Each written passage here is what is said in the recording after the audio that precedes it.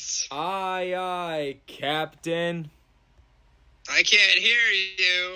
Aye, aye, Captain. Hi, welcome to TBBAM. It's when two best brothers bitch about music in any way, shape, or form. My name's East Bay Al. How's it going? Hi, my name is Garrett. I'm not East Bay Al, but I'm doing fine. So we had a special with two guest stars, 2.5, I guess. It was like 3. Yeah, it was in my car. It was Straight Jacket and Rat Bastard Radio, two amazing bands, and I think another band was there. That was cool. It was Sarah from Noir, hopped in and out every once in a while. Sarah from Noir and like anyone else in a 5-foot ratio who wanted to talk. Yes. That was a great show. You played that show with Circus. I did play that show. That was a really fun show. Also, by the way, to the listeners out there, if this audio sounds a bit weird, this is the first of many we have to do over Discord because, yeah. If the sound is reaching your ears, it matters not. Exactly. At least as long as the sound is coming. At least the it's brothers quality. Be bitching. At least it's quality because at least I'm recording this through an actual microphone. You have a real quality setup. I don't think anybody's gonna know the difference. In fact, you probably shouldn't have even said that because now people are gonna be, is it different? I don't know. Yes, I appreciate you calling. I appreciate you calling this quality setup with my one microphone. It's more professional than most jackoffs with a podcast. For but real. we are above the fray. We are trailblazers and trendsetters. We go our own way and we do the things that we want to do. Nobody tells us what to do. There's no Wizard of Oz in the back room giving us a script or anything. The back room. This isn't the World Wrestling Federation. This isn't Vince McMahon. We're real, true-blooded Americans who want to bitch about music. Yes, sir. I just thought of Vince McMahon. Oh God, I just saw that and it's like, you take me to the son of a bitch. Yeah. But dig it. We Circus performed. We had a really great show. It was a hell of a show. I was blown away. You guys have such a flair for the theatrics. Thank you. Honestly, the only thing missing was pyrotechnics. Yes, I would like to have pyrotechnics one of these days. Of course, you can't have them at Gilman. No, at the Gilman, that's a big no. But they would have gotten mad. Who knows? In the future, I'll pay. I'll pay for it, man. You really that was real. That was some real theatrics you put on. I was really impressed. Why, thank you. Yeah, that show was fun because not just because it was at Gilman, but also just because I just really liked performing there, and also it was our first time playing in an actual venue, and all of the bands we were playing with, specifically Rat Bastard Radio and Straight Jacket, specifically those two, we were very good friends with. I am super close with Straight Jacket. They want me to be their manager and roadie and backup drummer bassist poobah. Mm. And I said I'll think about it, but they're really close friends of mine. Would agree. In fact, I guest start on their podcast, and they don't even have a podcast. But it's coming. It will be coming pretty soon. Whenever they release it, I'll let you know.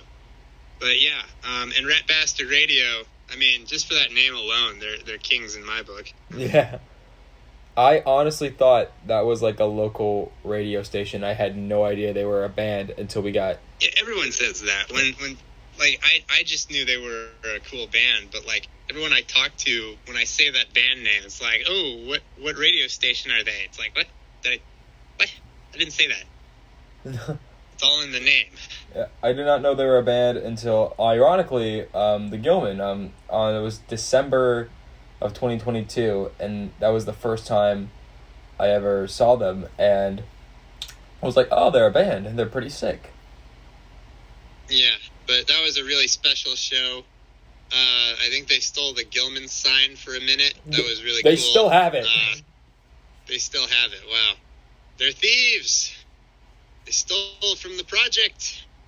But no, I was very happy walking away from that show. I was glowing, and that's what we're gonna transition into for this one. We're gonna talk about live shows that really touch us.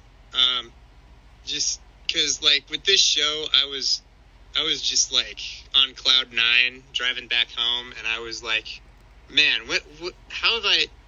When was the last time I felt this way? Like, just going home after a show, just feeling just spent in all the right ways, just feeling like you just went through an event that lived up to every which expectation that you could ask for. And live shows, when it comes to music, that's the whole game, is to make you, like, get you going home feeling that way. I mean, really, people don't think about that, but really the magic is in going home and, like, realizing, wow, that was one of the best nights of my life. And every time I play a show, that's my goal. That's my end goal, is to make people feel that way. Make people feel that special emotion that you can only get when you have, like, the best show ever.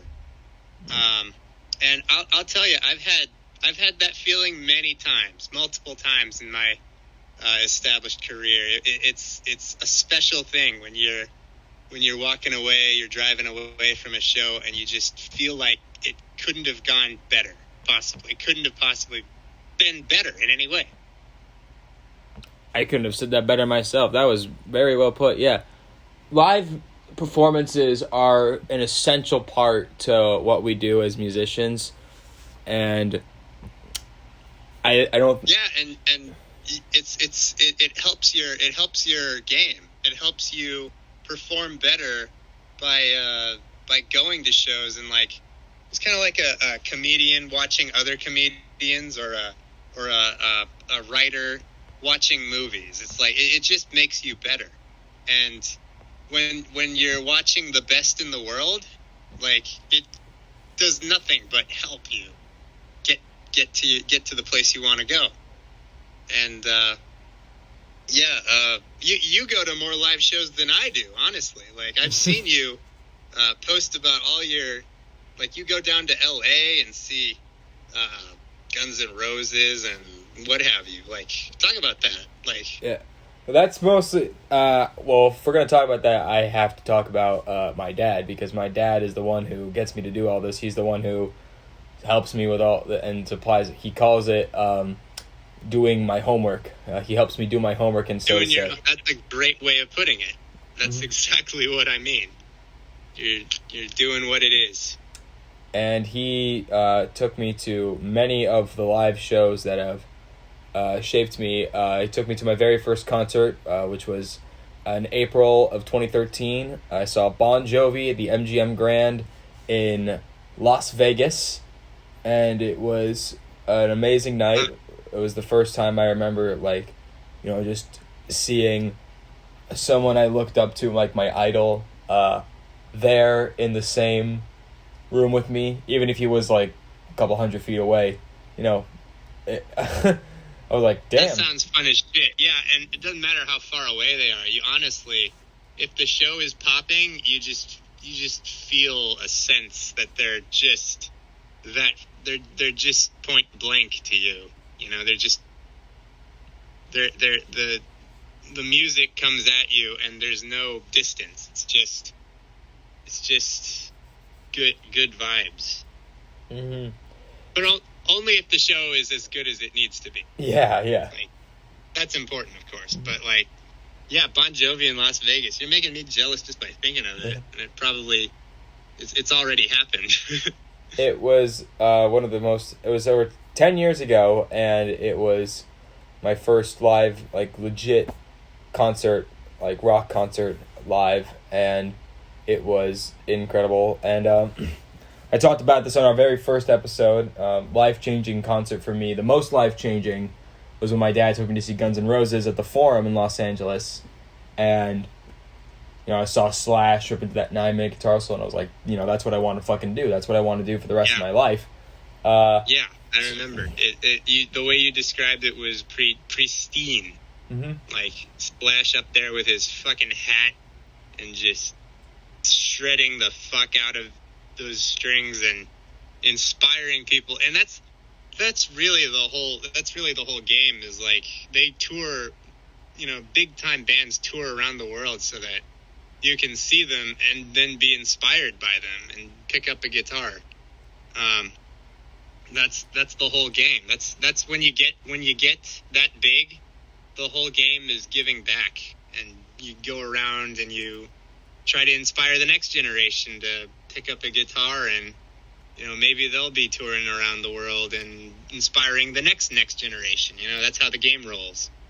And for me, the show that really put me in that mindset of, okay, this is it. This is the whole game right here. This is what I do.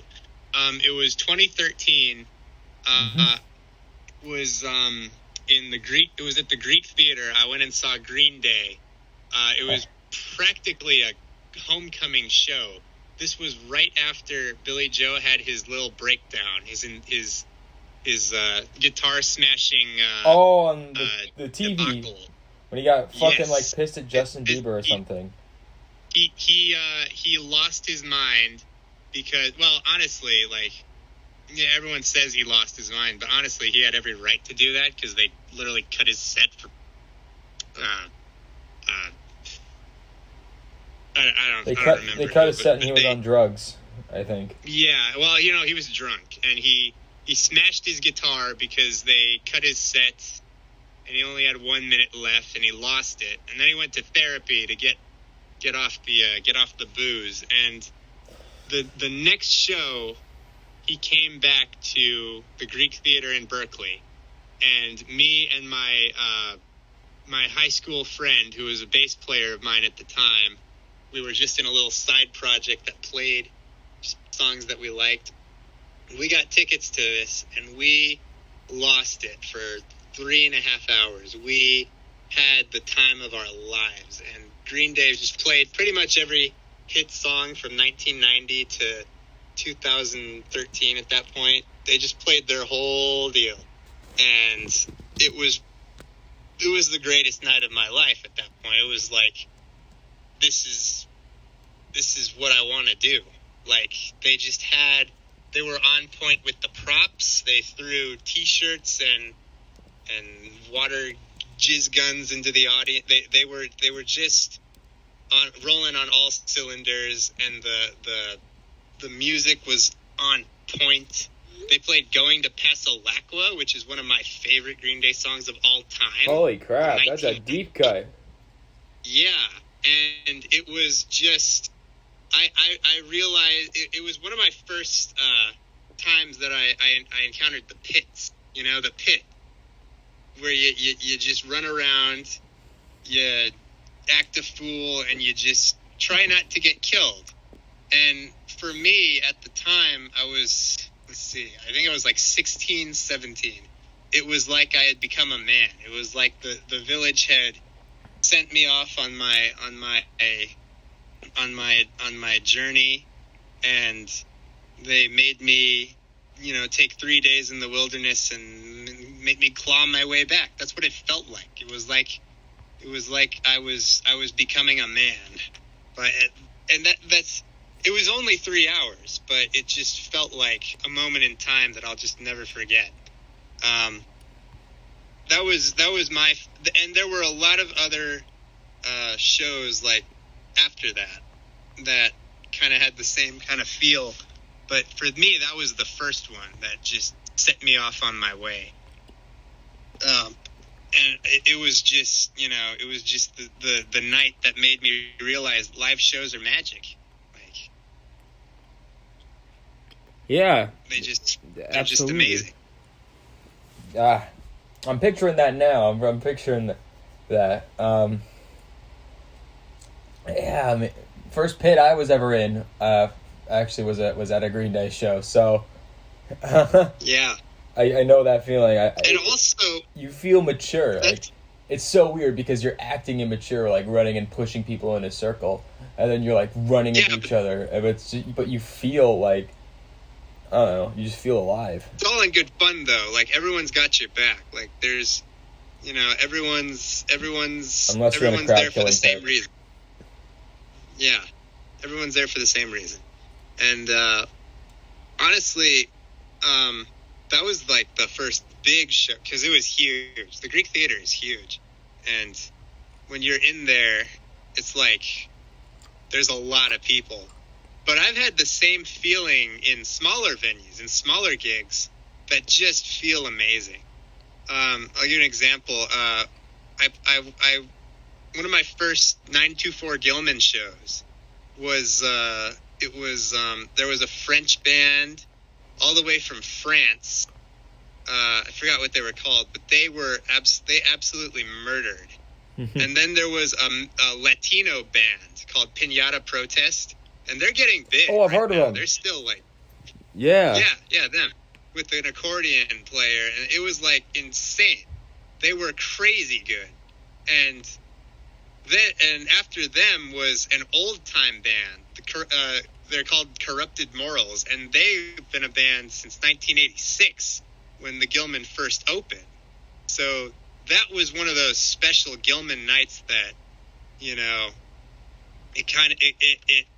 could feel the legacy. You could feel the past, present, and future of it's really lucky when you get a show like that because the bands just get you connected with the time and the era that you're in, because people have been losing their minds at punk rock shows like that, like before you were even born.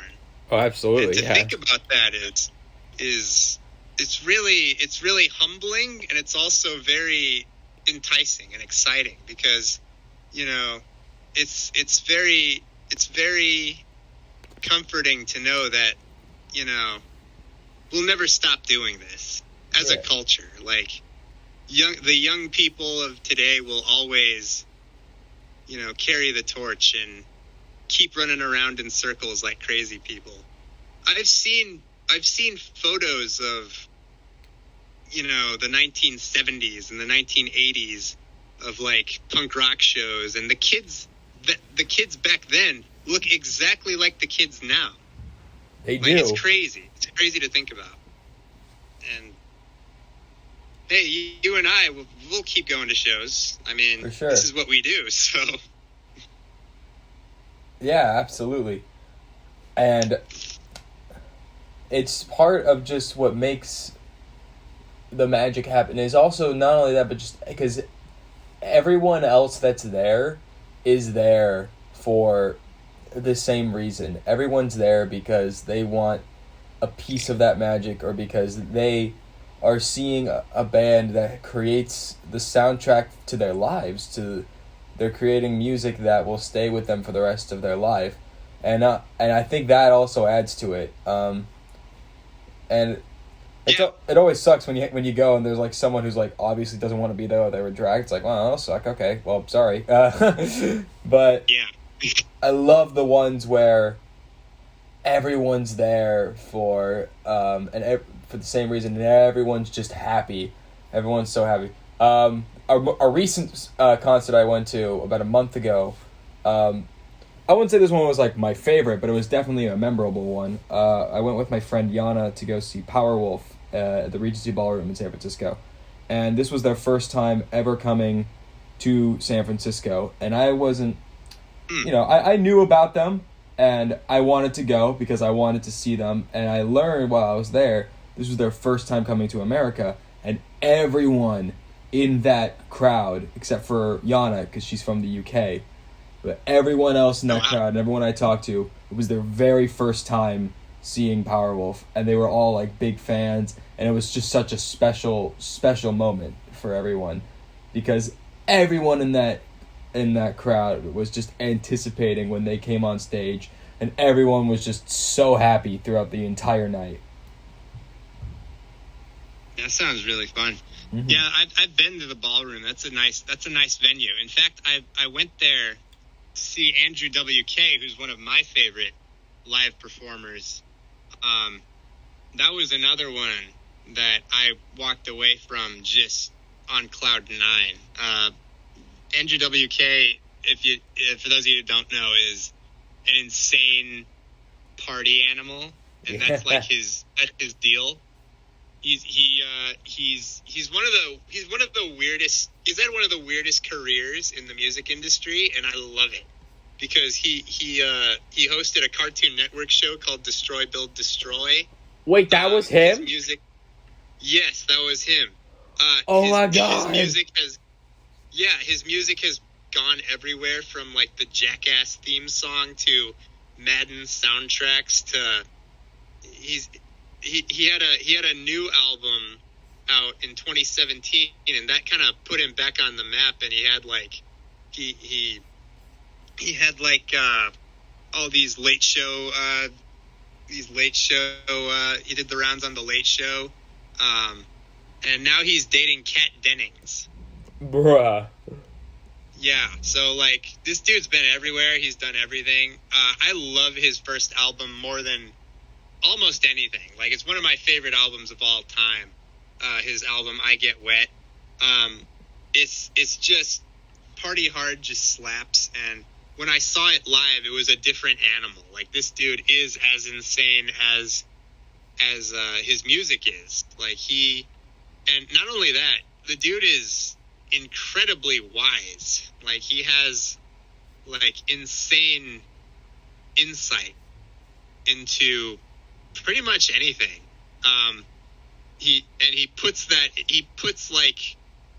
puts little spoken word into his albums, like about any which kind of topic. It's really crazy. But I digress. That was another live show that really put me like in that feeling, and like outside, like he actually met some of the fans, and it was just a great night for me. It was fantastic. It's really important to fall in love with local acts that really care and give back to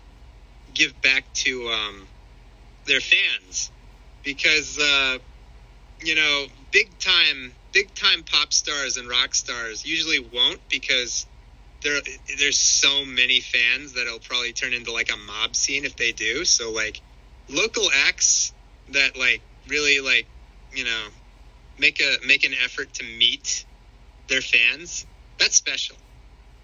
Like, I really respect that. Yeah, I respect the hell out of that too. I think that just shows a great amount of maturity, and also just a willingness to give thanks to the people who helped you along the way, that basically that listen to your music. It's a real sign of good humility. It's always, there's always a risk when you get big to become arrogant, and I would really just say any artist who isn't, that's give them credit where credit is due, because it's important to remember who you are, remember where you came from, and some people are just really, really cool and down to earth, and I think we should really give it up for those people. Yeah, I agree. I mean, I think like everyone from the Foo Fighters is in that. Yeah, Dave Grohl is definitely there. He's definitely larger than life, and yet still, it feels like you could talk to him, even if you're like, like just anyone, like a construction worker, tennis player, just anyone. It just seems like he's just that cool of a person. He doesn't think himself above anybody. I'll give a perfect example. Lately, my band Dead End Job played a show at the Brick and Mortar, and we opened for a guy called Steel Beans. Dude, that was so sick. This dude was so nice that when I asked him, hey, you wanna jam? Like, he didn't say, what the fuck, get out of here. He said, hell yeah, I'd love to jam. So like, before anybody was even in the brick and mortar, like me and Steel Beans, like did a little impromptu drum duet together, and like he didn't have to do that. Like this dude is opening for Tenacious D in a couple months. Like he could have just said, like, who are you? Like, get out of here. But he really took the time to get to know me and like do a little drum duet together. It was really crazy humble of him, and I'll never forget that. Like, and I'm so glad it's always a treat when you run into an artist like that. Yeah, absolutely. I remember first time I'd met, like, you know, a big time musician. Maybe they were just being nice because I was a kid, but I don't know. It always kind of stuck with me. Do you know who Joel Hoekstra is? Joel Hoekstra, what's he from? Night Ranger. He was the lead guitarist for Night Ranger for a while, and who was the other guy I met? I met two dudes from the band Night Ranger, which, if you don't know, they were a hair metal band from the 80s, and they wrote a lot of great songs, in my opinion. They wrote When You Close Your Eyes, Rockin' America, Sister Christian, which was their biggest one, and Don't Tell Me You Love Me, which is my favorite. And while I'm telling the story, I'm gonna look at the people. I met Brad Gillis. Yes, I met Brad Gillis and Joel Hoekstra. Those are the dudes I met. And I was nervous first because I didn't know who they were. But my dad was like, "Yo, they're from this like big time rock band. They're they're the real deal, and I know how much playing guitar means to you. You should go talk to them." And I was like, "Dude, what the fuck? Hell!" Obviously, I didn't say I was a kid, but I was like, "Hell, fucking no! I am a child, and I am nervous of everything, and I almost got run over by Stevie Wonder like 5 minutes ago. I was at the NAMM show, by the way, for context." So I'm like already worried, and I'm just like, I don't know. But my dad's like, "You should go do it." And I was like, fine. So I went up to them, and I was like, I forget what I said, but they were very kind. And then my dad asked, "Hey, can he get a picture with you guys?" And they were like, "Yeah, absolutely." And I took a picture with them, and I still have that picture, and I still have the pic that Joel Hoekstra gave me. I still have that pic, and I still play with it. And that was a very cool moment for me. That's crazy. That's a real that kind of stuff sticks with you when they give you something that they give you, when a drummer gives you their sticks, when a guitarist gives you their pick. That's like personal. Like that sticks with you. Yeah, it does. I still have a guitar neck that was smashed at a Van Gogh's ear concert. And, oh yeah? Yeah, that's cool. And granted, I got that because we're friends, but yeah, of course. But still, it's just it's cool. Like they hold memories and stuff. Also, fun fact: Joel Hoekstra is now playing for Whitesnake. So, just saying. Nice. Yeah, the first stick that I was able to grab out of a live show was a band called the Mavericks. When the drummer walked off stage, he threw his drumsticks, and I got one of them, and I was just in a good mood the whole rest of the week because he had a really specially signed stick, and it was like, it was like I had won the lottery at the time. It was crazy. And yeah, like that kind of stuff, you always, it's like getting a baseball from your dad at a game, it's like, what are the odds? How did I do that? But it's like, it sticks with you. And yeah, like just stuff like that, just little stuff like that keeps your music interest and passions just like satiated, it's a great feeling. I've been chasing that feeling my whole life. Yeah. I totally feel that. I've been trying to chase that as well. I give you another one. When I was in high school, I was in an elevator with Bill Withers. Whoa! And I didn't know who he was, but when I got out of the elevator, I realized who he was. Like, oh my God, that was Bill Withers. And then, as luck would have it, when I went down to the lobby, because I was in a hotel, when I went down to the lobby, like an hour later, there he was, and me and my mom, like, we went to go talk to him, and he was the nicest guy. He was like, oh, hey, you wanted to meet me because you were in an elevator with me? Well, that's bad luck, but hey, here I am.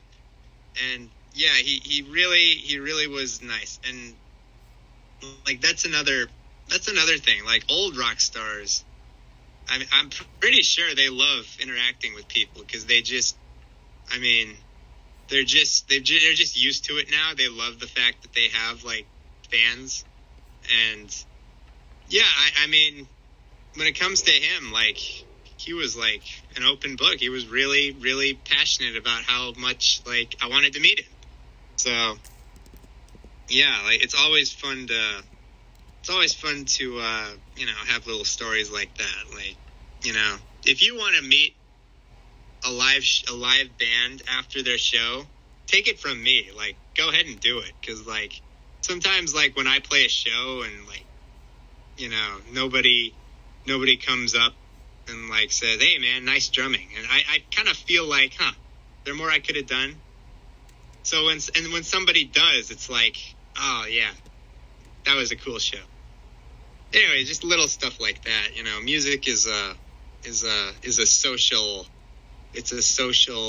endeavor. And we connect through that music, so just a little tip, Well, that's a very good tip. From the artist to the audience. Yeah, from the artist to the audience, it's just a very raw connection. And yeah, this is reason number 1,092 why we do it. I'm gonna ask, what was one of, besides the one that you just saw at the Gilman, what's like a small concert that you saw where you were like, yeah, I'm gonna remember that for the rest of my life? Because I know like the big ones, of course, like, with Green Day and stuff. I'm talking like the little ones for like bands that maybe you didn't know or you did know, but like just stuff like that. Well, that's why I brought up the 924 Gilman shows, because like, it doesn't really matter the size of the venue. The fact is, like, if the music is popping and the people are as passionate as ever, like, that's all you need. You're fucking set. And a perfect example of that was when I was just starting out with my band Dead End Job. We were set to play at a place called the Honey Hive Gallery, and there were two other bands, Failsafe and Surprise Privilege, those bastards. So we were all set to play a show at the Honey Hive Gallery, and the Honey Hive Gallery forgot there was a show. They literally forgot about us. They locked us out, and nobody was home. And there was a show that was scheduled to play that night. So what do we all do? Do we go home? Do we like quit? No, we decided, well, show must go on. Let's just hook up our amps to a car battery and we'll play to a nobody. That's what we were thinking. But so we go to a random parking lot in San Francisco, and there's like a few homeless people, a couple people who are on their walks, and we just start playing. And after a while, there were like 10 or so people. And then by the halfway point of the night, there were 15.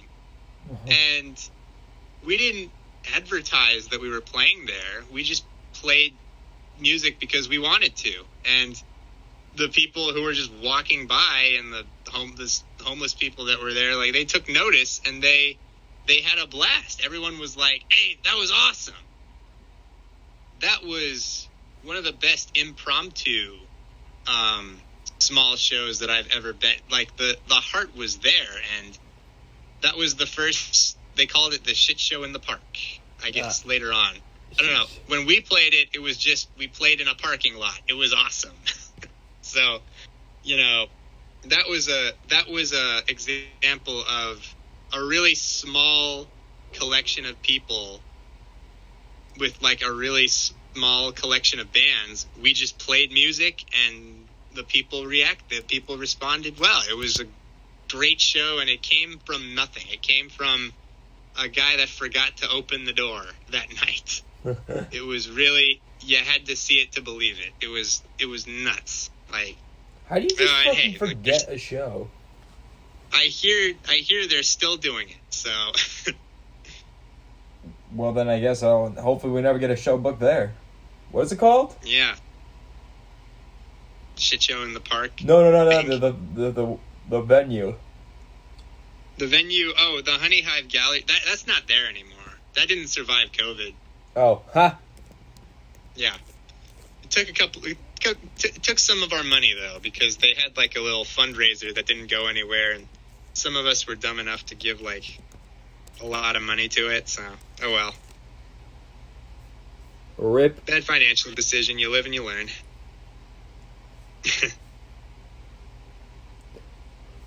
Well, yeah, you live and learn. My. Yeah. Anywho, the whole point is live shows are amazing, and you should go to as many as you can, because mostly you don't regret it, because, you know, when you're with a bunch of people and you're in that groove, there's just a feeling that you just can't describe. It's just a good feeling where everyone is just partaking in the music, and, you know, the vibes are just, you know, you're just there, you know. There's good vibes all around, and you're playing catch with the band that's playing, you know. It's like, you know, they give vibes, you give back vibes, you know. It's for sure. It's like molecules or atoms in a liquidy environment, you know. We're all sliding against each other. We're all, you know, it's a great feeling. It's a great feeling. Yeah, it really is. I would advise anyone listening to go out to a show right this minute. Yes. Right this instant. If you love music, honestly, first off, live music is just such an amazing way to experience that. But also, go see, because it supports, if you love the band and you love what they're doing, go support them. And one of the best ways you can support them is by seeing them, is by going to see them. Even if it's a free show, go, because that's the best way, because it gets the word out, it just gets notoriety, and also you might be walking away with an amazing experience that you will never forget. Yeah, and if you really, really like them, like love them in a romantic sense, you could give them money. Every band has money problems since COVID. Like, every band has, like, a story of, you know, keeping the lights on since COVID. I don't know how we do it, but yeah, buy their t-shirts. Yes. Follow them on Instagram. By the way, follow Dead End Job on Instagram. Follow Circus on Instagram. Yeah, and Circus too. They're really cool. Yeah, you should get t-shirts, by the way. Yes, you should buy Dead End Job t-shirts. We have t-shirts. You should get Circus t-shirts. We don't have t-shirts yet. Well, make some. All right. It's a threat. If I don't come back with shirts by the end of this summer, then I'm dead. TBBAM will be over. TBBAM will never die, because no. There's always stuff to bitch about. Always is. Always is. Always. Yeah, live shows are awesome. Consider this topic bitched about. All right. Well, is that a cast? I think that's a cast. Alrighty. thank you all for listening to us bitch about live music. I wouldn't say we bitched about it. I think we praised it more than anything. Yeah. Well, I guess we always do that, but in any case, thank you all for listening. I've been East Bay Al. I've been Garrett. Yeah. Big G. All right, we'll see you later. Thank you all for listening. Bye.